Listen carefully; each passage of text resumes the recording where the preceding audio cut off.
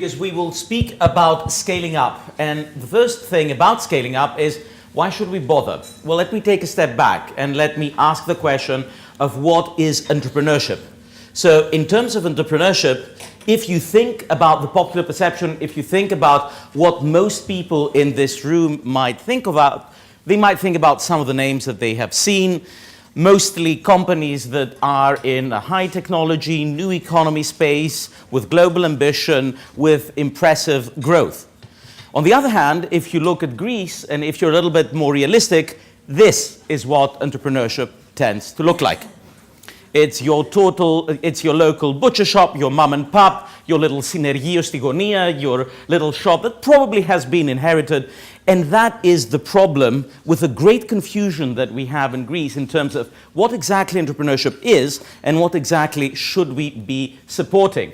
I'll take some data because I do think that data are good. We heard some opinions about that a while ago. The data is borrowed from Aristos Doxiadis et al. Chapter in the Dimitris Vagianos book that will be coming out soon.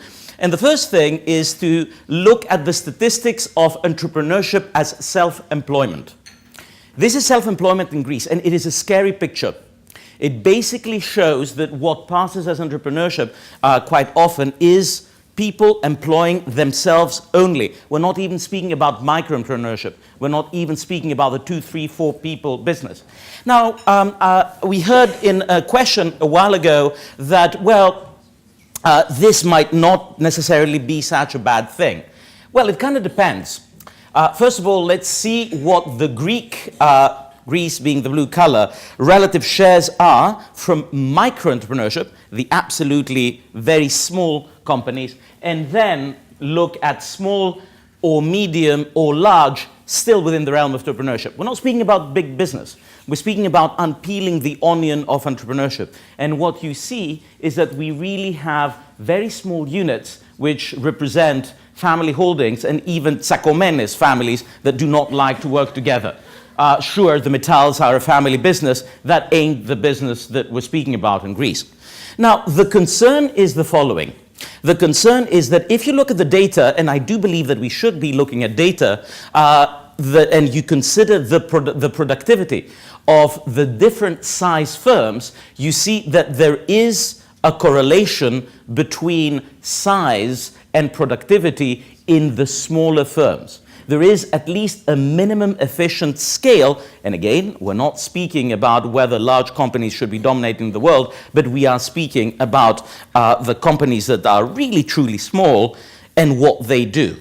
Now, if you think about it as an academic, there's a couple more subtleties. Not only do we see that there is a correlation between the size and the efficiency, because smaller ones can't be efficient, but there is a self-selection so that the smaller guys are the guys that don't really care about efficiency. It really is a way of employing yourself without having anyone as a boss pretty much ahead of you. Now, what does that mean? And I think that this is important because it takes us to the way in which entrepreneurship can be a pivotal part of solving the challenges that we see in the Greek economy today. It means three things. It means that Greece have a preponderance of small firms, and this is another very important thing, which don't grow. Remember what I told you a moment ago about the self-selection? That stuff matters. It basically tells you that in Greece, you have all these small firms that remain micro, 1 to 5 employees, because they do not care. They don't bother growing. Italy has a similar problem for the companies that are between 200 and 1,000 employees, which is why they're not as efficient. We are facing a much bigger problem because we do not have the interest or the ambition to grow. Entrepreneurship should be about growth and not self-employment, and I hope that at some stage we'll make that perfectly clear. When we're speaking about growth through entrepreneurship, when you heard Elias speak about Schumpeterian challenges, the kind of stuff that we also care about in entrepreneurship and in strategy, that has to do with a creative destruction, with the change that you see in the economy when new ideas outpace, push, change what we have and get new stuff. And to help the Greek economy, I think that what we need to do is do exactly that. Not help small businesses, not help the people that are struggling, but help the strong businesses grow and scale up, and also the inefficient ones get the heck out of the way. Now, the problem is that this is not happening. What we need to do is to not only think about the early stage, and many of the people that are looking at entrepreneurship, and much of the discussion, much of the stuff that you're going to hear in places like Diasporas Thessaloniki is all this rhetoric about R&D and what we're going to do about it and so on and so forth, which usually has to do with the upstream part, the creation of the idea, the development of the startup. But you also have the actual putting things together, the startup and the setup, but more importantly, scale up and expand. And the reason that in this panel we want to focus on scaling up and expanding is that if you think about the economic impacts of what entrepreneurship has, it ain't with the ideation, it ain't with the creation of a number of interesting ideas that remain small and insignificant. It is on the possibility of the things that are more efficient to grow, which then allow for the things that are less efficient to shrink in relative weight and create this endogenous growth in the productivity in an economy. The final thing that we do, huge problem in Greece, is displacing incumbents. Greece is a company, as we heard Elias and others speak about, that basically protects incumbents, which means that if you've got a good idea, you're not going to allow to do that. And let me answer, by the way, the story about tomatoes. If you are not allowed to transport stuff from Crete to Athens because you've got a ton of regulations still in the business of transporting stuff, it is going to be more efficient. And why do we not have our own oranges? Because we're not open internally, because we don't allow new ideas to grow and old to go out. Now, if we shift from that to what's going on in terms of where we are in Greece, we in this room are a bit of a novelty, and it's the good, the positive, the heartwarming message, which is that what we've got here is one of these indications that there are things that are moving in entrepreneurship in Greece. And I'm sharing an infographic that comes from the research of Endeavour, both in this and the next slide, and you can see that there are substantial opportunities in Greece. We have seen in quite a bit in terms of energy, in terms of e-commerce, some in terms of financial services, some in terms of agri-food, but much more potential in agri-food, in tourism, and in ICT. Again, not just in terms of creating these opportunities, but finding ways in which these can grow, which is one of the important bottlenecks that many firms face, which is precisely why I want us to focus a little bit more on the scaling up of the businesses that we get. Now, although there are a number of positive signs in this infographic, we also know that people, unfortunately, leave by the drones. We saw that in the earlier presentation in terms of the migration. This is the objective that we have in terms of the net of the brain drain. And the question is, what can we do about it? Well, in terms of the things that you could potentially do about it, you could say, look, it all comes down to the fact that we have created a stunningly inefficient economy. Not inefficient because we owe more money than we can pay back, because the evil people from Europe don't want to do a debt rescheduling, but primarily because we are organized and structured in a massively inefficient way. And the statistics of the last competitiveness reports show that we're really not doing well. And you can say that if someone was listening, you could do the usual stuff. And Dimitris Vagianos et al.'s book speaks about all of these topics. So what is it that we've got? We should be blunt that structural reforms will enable creative destruction and try to address the product market and protectionism, change the labor market which protects incumbents and does not consider the rights of the people that are jobless and are trying to get in the labor market right now, and also in terms of administration, something which is really another topic by itself, speaking about how we can fix it and also disrupt either the corrupt or inefficient structures. The support that we have and we should give at the level of the state should not just be about firm creation, but also about scaling up. And of course, there's a huge issue that relates to non-performing loans. But then we have to be realistic. I'm going to say, are we going to really call for that and that's going to happen? The sad answer is not really. And it takes us in a very interesting chicken and egg kind of problem. Because you could sit back and then you could say, look, if mama, papa government don't fix the economy, nothing's going to work. And the answer is not quite. Even if some of these things go out, you still need to find a way of ensuring that growth can happen bottom up. Sure, there are very substantial limitations, and we can go on, and we can deplore the increasingly worse quality of policy making. But on the other hand, what we could do is be a bit more pragmatic, take the initiative, and see what the heck we can do about it. And that's what the panel is, saying this is a set of constraints. Do we want them to change? You bet. On the other hand, wanting them to change is not something that's going to change them overnight, but what we can do is we can see what are the steps that we can make in order to make change happen. And when we say change happen, we really mean about not only being able to see new companies develop, but very importantly, companies that are actually going to grow. So we are going to be looking at essentially 3 sets of questions for the panel. The first thing is identify the constraints for scaling up and the question of what it is that we can do about it.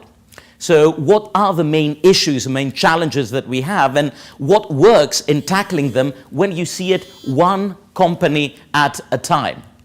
The next one, I think that I probably need to move to that. The technology is failing us. The next is considering how we can leverage the diaspora and globalization. What is the role of diaspora in helping at least alleviate some of these issues that we can come about, and what works best as ventures consider not only the links to the diaspora but their global position. And the final thing, identifying opportunities for Greek entrepreneurs and diaspora Greeks. How can we jointly create some support of growth through entrepreneurship, and what are the greatest opportunities given where we are today? So, who do we have on the panel? On the panel, we have Haris Makryniotis, who is the guy running Endeavour for Greece. For those of you who do not know who Endeavour is a global non-for-profit that identifies, selects, and supports the most promising SMEs in high-potential markets around the world as an enabler for job creation, wealth generation, and inspiration. It also helps because it documents the tendencies that exist in a number of different countries, and many of the slides that you saw rest on the research, which is an integral part of what it is that they're doing. It's got advisory boards, helps provide access to networks and markets, works with partner sales services, and helps pitching, helps access to smart capital and to debt. And we actually have both the mentors and the mentee in this particular case. Substantial results, as we can see here, since 1997. It is a big global network that Endeavour has. Lots of faces that you may have seen elsewhere, but more importantly, it's been active for a few years in Greece now, and it's been involved in investments of over 700 million and relating to employment of around 7,000 people. And a number of companies that they've supported. Now, in addition to that, we also have Avocarrot, and we've got one of the co-founders of Avocarrot. We've got Conno Christou, and Conno is one of the 4 people who, straight out of college, thought that they could start a venture and they could try to make that venture successful. What does Avocarrot do? Let me try to explain it in layman's terms and to save time.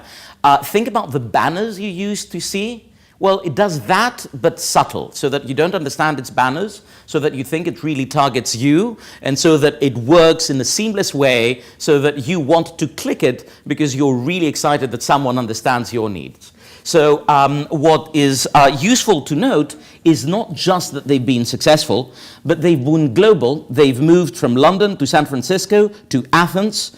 And they started 4 people, they're 17, but more importantly, the sales have growing 15 to 25 month on month. To give you a couple of statistics that I found really impressive, in the end of 2015, they had 200 million ads per month. In the beginning of 2016, they had 4 billion ads per month. And right now, they have 7 billion ads per month. and they just have been bought for 20 million by one of the major global companies. Perhaps I'm not supposed to say the number, but there you go.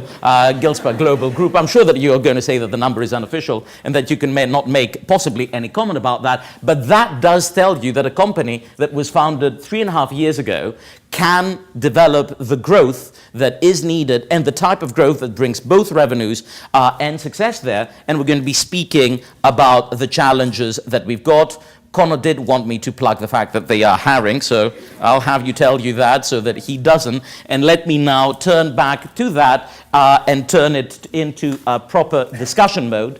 Perhaps taking my notes as well. So let me start, Harry, with yourself. You have a bird's eye view, and you can understand what's happening in general in Greece by looking at a fairly broad variety of different firms that participate in the innovation ecosystem. If you think about the challenges that firms have vis-a-vis growth, what are the main challenges that you see, and how do you see firms be able to address the scaling up limitations that they get? First of all, thanks for the invite. It's my pleasure to be here.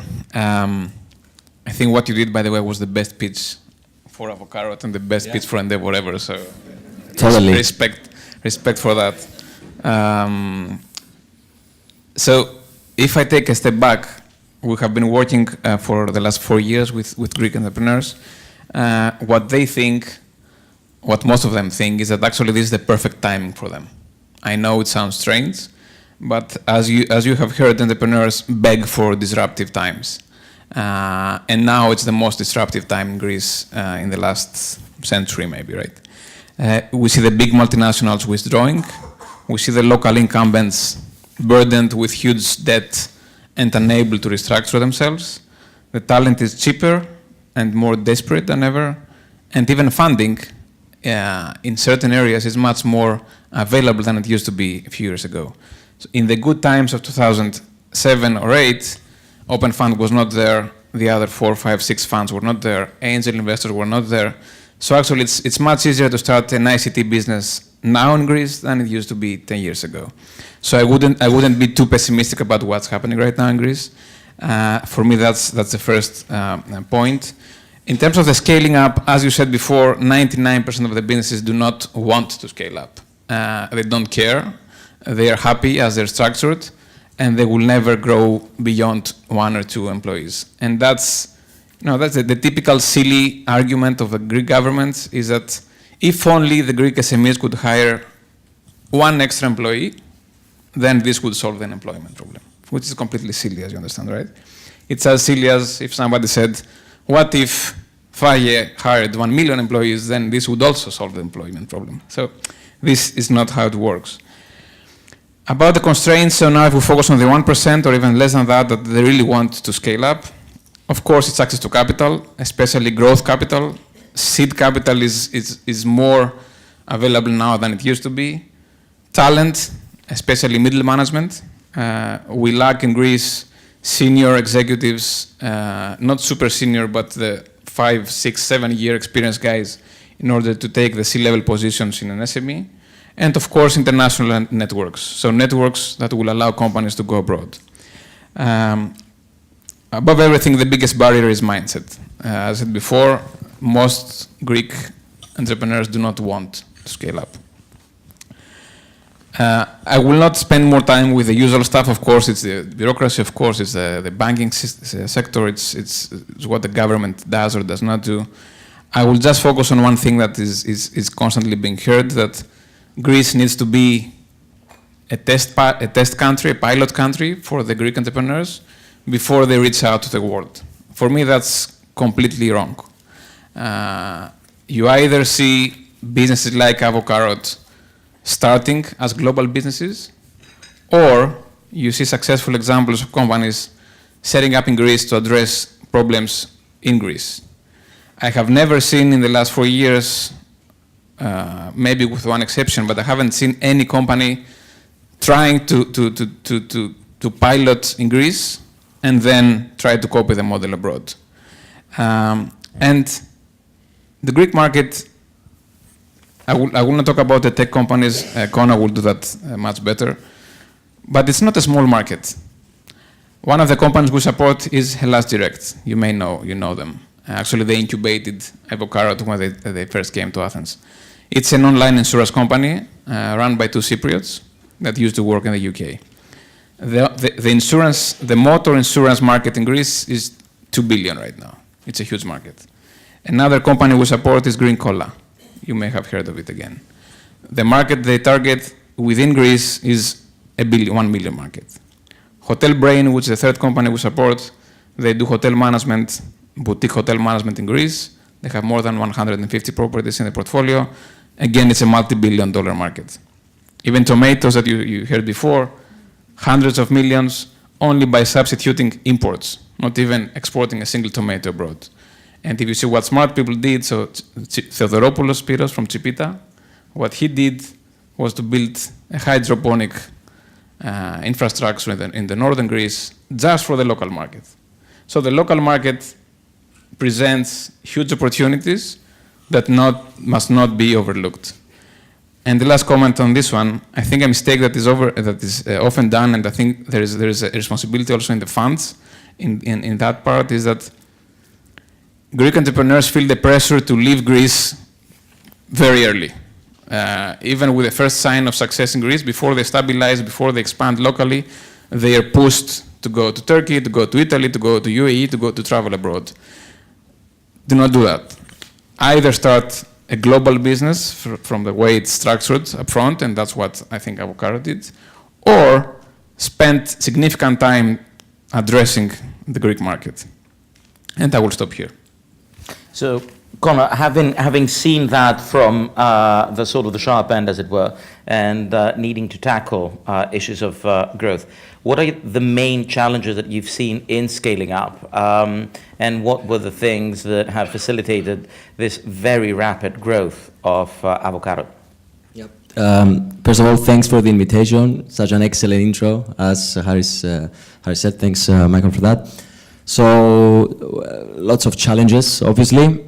I will start from the standard ones, obviously access to capital, especially if your company, your venture doesn't make money and you want to live, apparently. So you need to have easy access to capital and you need to invest time for that. A second challenge could be focus, especially at the beginning.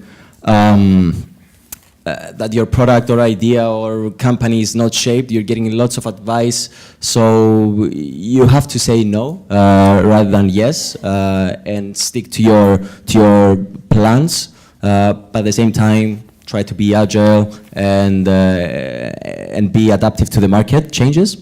Thirdly, a third challenge would be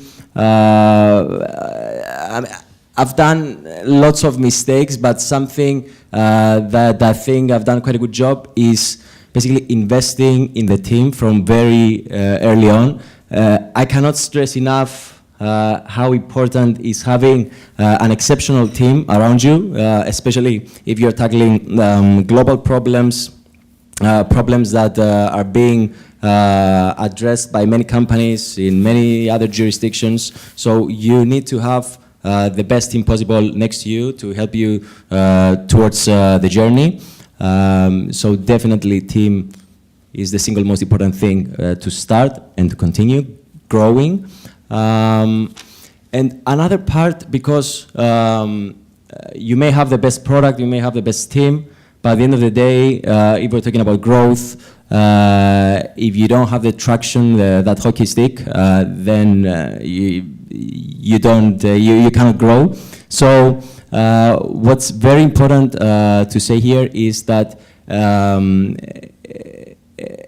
a vital thing is to basically nail the selling part of things, sales.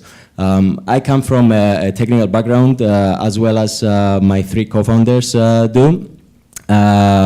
I studied here in London, electronic engineering. However, at some point, maybe for the first year, we're building stuff all the time. At some point, we had to sell. So selling is everything. Selling to investors, selling to clients, to partners, to maybe the possible acquirers, to employees, current and future employees. So they all need to buy your vision, they need to buy your product. And maybe one key thing for selling is, for me at least, credibility. And credibility is an umbrella of things. Credibility might be the team, the traction, obviously, your investors, your advisors, your product, maybe your confidence, but there's a thin line between confidence and arrogance. So I would suggest definitely being confident and ambitious, but maybe on a lower tone that we Greeks, like to do, especially when we're abroad. And yeah, so definitely one thing to nail that needs to be nailed for scale is the selling, the selling part of it. Mm-hmm. Well, it's comforting that many of the things that we stress when we think about the importance both of strategy, entrepreneurship, and putting things forth are coming out. The challenge of them, though, is that it's easier said than done and doesn't give you as much of a direction. Of course, we need credibility and leadership and consistency message. What might help us understand that a little bit better is if we focus on failures, because it is harder to prescribe this direction of success than to identify the things that we do wrong, quite often because we systematically do it wrong. And we kind of know that. So let me now not sort of shift the attention away, not from the things that you need to do that are going to facilitate growth, but what are the screw-ups? So if you think about, the growth of Avocarrot, and you could say, we walked on water, and here we are, 3.5 years later, a valuation of 20 million. But I'm sure that, underneath that experience, there must have been either missteps or some critical junctures that you are both happy and lucky that were taken another way. What would you share from the venture before we move to, the broader pathologies that you've seen in a bigger sample of firms, Harry? So, Conno. Yeah, sure. Well, if I have to count the wins versus the failures, definitely the failures are way bigger and most of the times are more than the wins. However, maybe I can say this. Through the first year that we knew nothing about the industry, we knew nothing about entrepreneurship. This was our first endeavor. We knew nothing about scaling a company, about forming a company, about hiring. We knew nothing about all this stuff. And we're just 4 hackers building some cool stuff, and we loved it actually. So at some point after a year, we realized that what we had in mind, what we've been speaking about a lot and passionately to pretty much everybody, didn't work. So it was. We started from a rewards-based model that actually had a lot of challenges, and at that point, it was very difficult for me to realize. But maybe it was one of the best decisions that we had to basically drop everything that we were building and do a major pivot towards the native advertising aspect, because we had lots of customers, lots of clients, lots of possible partners back then telling us that this doesn't has a limit. So we had to find different ways to channel our technology through the market. So definitely that pivot was transformational. And maybe there's another 2, 3, 4 times that I was thinking to shut the company down and go home and I don't know, get a job. Those were very, very bad moments, but thankfully I didn't. So I'm here today. But those moments, if I can say something about other people that they're most probably facing similar moments of failure, of lack of self-esteem because you get lots of no's from investors or from clients. I think it's been told many times here today, maybe the most challenging and the best characteristic of a founder will be to manage their psychology in all ways, because this is not an easy thing to do. Definitely, when you have employees that they look up to you and they envision the same thing that you vision, they cannot see you stressed, they cannot see you falling, so you need to find the strength and continue moving forward with the same passion. So, yeah, definitely. So resilience, flexibility, but also sense of direction, especially when you're pivoting. Now, if you think about the pathologies, Harry, more broadly, you can see a sample of firms, you see a bunch of them that all appear promising, and then further down the line, some have worked, some have not. Part of it could be a toss of a coin. They were lucky or unlucky, their assumptions worked or they didn't. Over and above that, especially for the ones that started, and what differentiates what sputters and tapers off versus what manages to grow? Are there any things that you have seen, any common threads that would allow us to get a better sense, at least in today's Greece, what appears to be making the difference?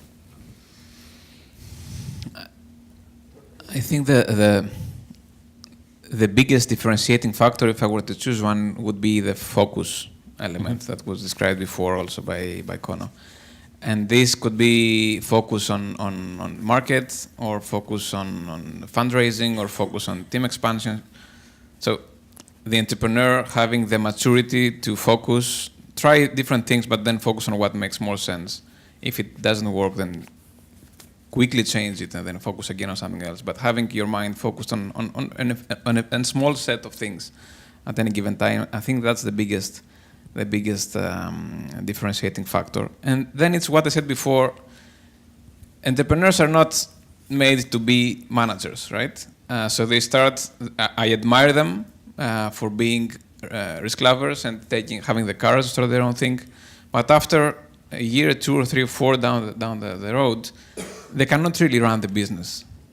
If you want to be blunt, they cannot, because they're not good at it, right? They're great at the product, they're great at business development, they can sell the story, they can empower the team, but they cannot really manage it. It's Conno's case is really exceptional. I wouldn't even imply that it's a representative case. The guys are brilliant. What they did was brilliant. And starting right after college and being successful is not what we see in Greece. The typical profile of the successful entrepreneur in Greece that we see is more in the 35 to 45 years old, with 5 to 7 years of experience in the private sector, with an existing network of people already, with some money in the pocket already. Conno is not a typical example. So it's great what you did. It's even greater that you don't need to be Conno to achieve what Conno achieved. I spent 7 years with McKinsey. I'm now 4 years with Endeavor in Greece. The typical profile of the entrepreneur that I see being successful in Greece is your profile. And so now, going back to your second point and your second question, I don't really see it as a brain drain. It's a brain drain for Greece as a country, but on an individual basis, we need to ask ourselves, which brain is draining the most? Is it the brain of a 25-year-old that stays in Greece right now and has no options, or a 25-year-old that comes here to study or work or whatever?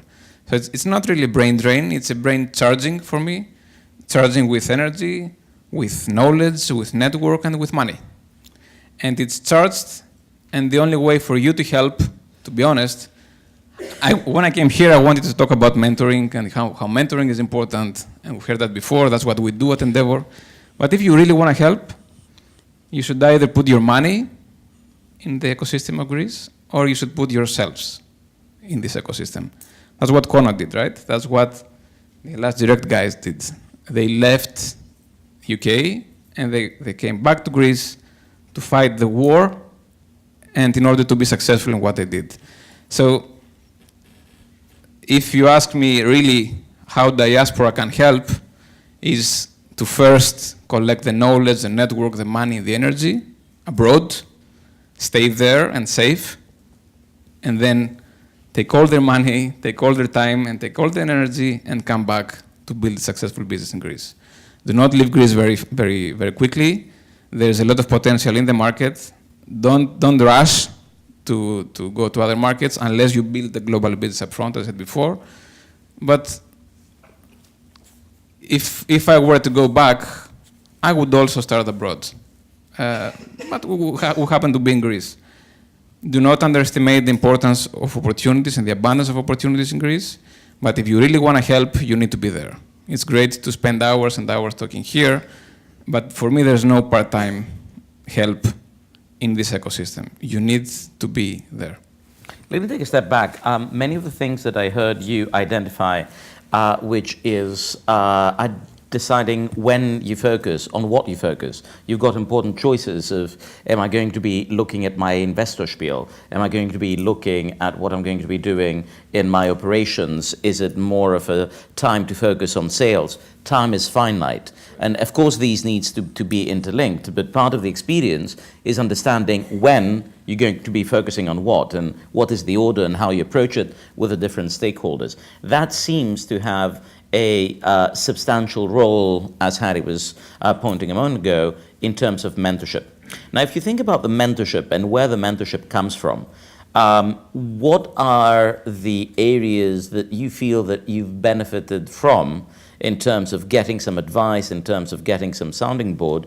And if you were to do something that would help improve that and do something that would be useful for other entrepreneurs who are going through this difficult period and don't quite know what they need to fix, and there's everything going red on the till, what's so overdue, and they need to decide when to do what. How would you, where do you think that you would be looking for this support, and what do you think in particular that the role of Diaspora could be in this regard, Conno?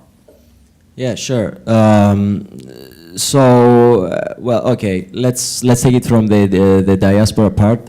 Well, definitely, diaspora has a lot of experience, obviously, from abroad, from living abroad, from failing abroad, from winning abroad. So taking all this experience and sharing it, that's definitely a benefit. Also, sometimes there's tailored advice to product, to the entrepreneur, to the company. That's also helpful. The third thing is obviously networking. Networking is key in business in general. So as somebody said earlier today, diaspora has a lot of emotion. So this can definitely help as a stepping stone as you enter a new network. For example, when I was here, I was helped a lot from the London diaspora at the beginning, then in San Francisco, Silicon Valley when we moved there. Having said that, it's only half of it to get an open door. The other half is on us, is to make the other person that's sitting across us resonate with us, to feel that we are credible. So that's our part. And then those people that are sitting across and you're speaking with them, that you had the door opened from a person that knows you, maybe from diaspora, then those people can definitely make more introductions, and basically your network can grow, and network is important. Having said that, there's also the other part of diaspora, which is pretty much Avocarrot. We have 2 locations, Athens and San Francisco. Even if we started from London, then we moved to San Francisco, then we saw that it's super expensive, both London and San Francisco. So maybe one of the best decisions that we ever did is that we went to Greece to pretty much, just the 4 of us, about 2 years ago, to invest in Greece and basically get people to do our team in Greece. And now we have a small team in San Francisco, which is just myself, apparently. I'm traveling back and forth. Having said that, we're getting people. We had one time in the past getting a person from London, quitting, leaving the job from London, coming to Greece because they see the potential within our organization, the career path. So that's another thing that we want to invest in, and something that we feel a bit, proud maybe, during the negotiations of the acquisition, of the last acquisition, we managed to win, to keep the offices in Greece rather than going to Berlin, to London. So this company, this global company, is committed to invest for the next 2 years, opening up 70 new positions for the next 2 years, 70. So that's a major win for us, and that's what we're definitely super excited about the future with Avocarrot within this bigger organization, because it's not only the fact that we're giving job positions to people, that we're getting them from abroad, wherever they are, but it's also by creating this attractive career paths, being an attractive employer. There's also the sense of fulfillment, of giving back to the community, which is super important for us. Terrific. Harry, one sort of word of caution, because this represents a terrific success story in a very particular and somewhat unusual still business, which is a business with a purely global audience that so happens to be in Greece and supports Greece. Small part of the opportunity set, as you pointed out, even the local market has more opportunities. If we broaden that up, and if we think about, a more representative sample, both in terms of what you see and in terms of the opportunity set that you observe, what do you think is the role of the connections with the diaspora? And much as you would really prefer this whole room to be in Athens, being realistic and not expecting that everyone who isn't in Athens will heed to your suggestions and return, what do you think value still being added given where people are and where they're likely to stay? Can I ask you, who would be willing to go back to Greece within the next 6 months and start their own business? No, I mean, from the ones that are not in Greece, right? Nobody. No, there's I thought there was like half a hand. Brave right? souls. Yeah. So for me, that's the biggest problem, because it means that we're not convinced that there are opportunities in Greece. In terms of mentoring, I believe that mentoring is super important. I don't believe with mentoring alone you can have the Avocarrot success. Maybe mentoring can help you accelerate some decision making or take some shortcuts, but it will not take you there by itself. If some of you want to become mentors, I would urge you to, as you said before, to focus on the businesses that need it the least. The state, most of the mentors in Greece, most of the networks in Greece, they tend to support the companies in need, which is a completely different perspective from what we have at Endeavor. The most effective and the fastest way to job creation is not supporting the companies that have the biggest need for it. It's by supporting the companies that need it the least. So many people ask us, why did you support Avocarrot? Why did you support Green Cola? Why did you support Hellas Direct? These guys can really be successful on their own. Not really, right? They can be successful, but they can multiply their impact, and we can serve as a platform for them to give back if we work with those companies versus having a philanthropic charity type of support for the company. So one way of view would be to engage as mentors. Another way of view would be to engage as investors. As you know, some of the funds are fundraising right now in Greece, so if you want to put your money, I think they would be most welcome. If you want to serve as angel investor, some of you, the most senior of you, of course, you would be welcome. So you need a platform, and that's what Reload can help you with, to be the connection between London and Athens, what's happening right now in Athens. You can be entrepreneurs, as I said before. You can be executives, and you can be the liaisons of the Greek companies in London. Most of the non-tech companies, they need to do business here. So we help, for example, Fresiderm, you may know them. They are a dermaceutical company. They're expanding in London. They would appreciate some help from local guys.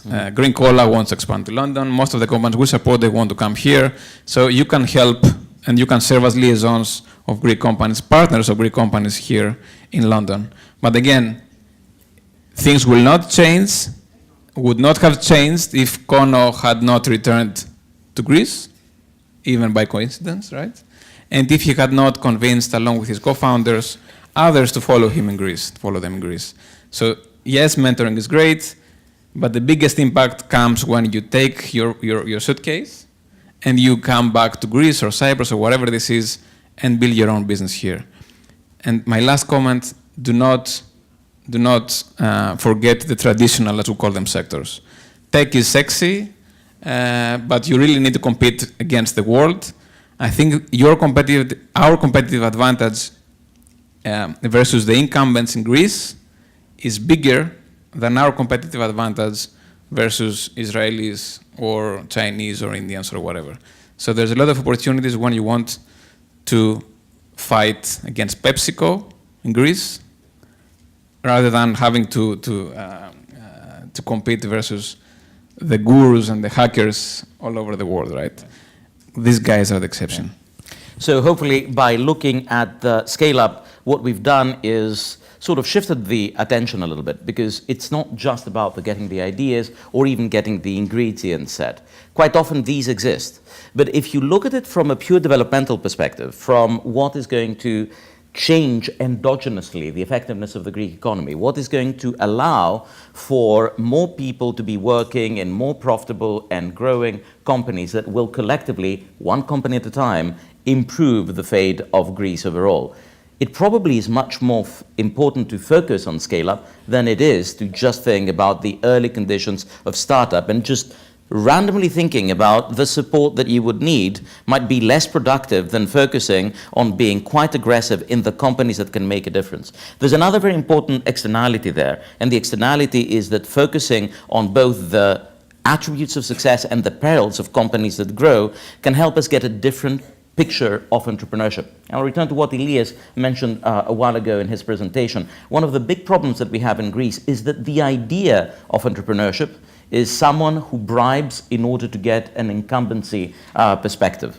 Being able to support and show how these companies are able to produce new stuff, not only will we have the first order impact of changing the productivity, adding new products and services, making people happier, doing more employment, but also, again, one company and one success at a time, changing the perception of what it is to be entrepreneur and what it is to make profit, which are issues that are needed to be addressed if we are to be more honest about the issues that Greece is facing off and its institutions to start adapting. I don't think we can wait for the institutions and the politicians to change. It is us that need to change what the perspective is. So hopefully with that you found this discussion as interesting as I did. Please join me in thanking our two panelists. Thank you.